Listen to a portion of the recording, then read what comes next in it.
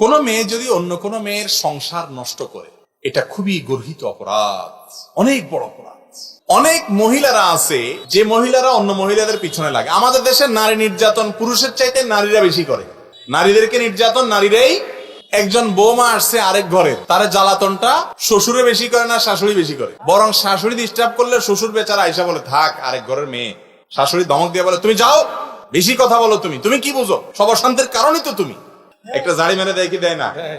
বুড়া বেচারা মুখটা গোমড়া করে আরেক রুমে চলে যায়। মহিলাদেরকে কষ্টটা পুরুষদের তুলনায় মহিলারা একটু বেশি দেয়। আমাদের দেশে পুত্রবধূকে জ্বালাতনটা শ্বশুর মশাইয়ের তুলনায় শাশুড়ি একটু বেশি করে, ননদরা একটু বেশি করে, জারেরা একটু বেশি করে, অথচ এটা হওয়া উচিত। আমি এই জন্য অনেক মা বোনকে বলি, যখন আইসা নালিশ করে যে শ্বশুর খারাপ শাশুড়ি খারাপ, সবর করেন, এককালে আল্লাহ রাজত্ব দিবেন, এক সময় আল্লাহ রাজত্ব দিবেন। আল্লাহর নিয়মই হলো সবরে মেওয়া দেয় আল্লাহ তাআলা, একটু সময় লাগে। ভাইরা, বান্দার হক নষ্ট করা এত ডেঞ্জারাস অপরাধ যে কিয়ামতের ময়দানে বান্দার হকের জন্য আটকা পড়ে থাকবে। আল্লাহর হকের জন্য আল্লাহ চাইলে মাফ করে দিতে পারে। বান্দার হক আল্লাহ তাআলা কি করবেন না, মাফ করবেন।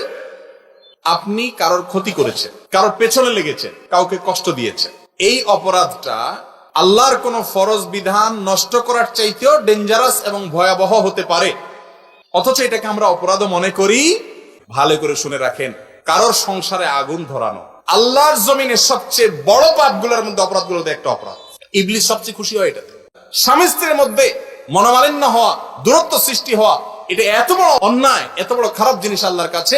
এর সাথে যারা দায়ী তারা কত বড় অপরাধী হতে পারে, কত বড় পাপিষ্ঠ হতে পারে, এবার বলা রাখে, অপেক্ষা রাখে না। অতএব কোন সংসারের অশান্তির জন্য কেউ যদি দায়ী হয়, কারোর কারণে এরকম হয়, সে যদি বুঝতে পারে এক সময় যে আমি ভুল করছি, তাহলে তার উচিত যে স্বীকার করা।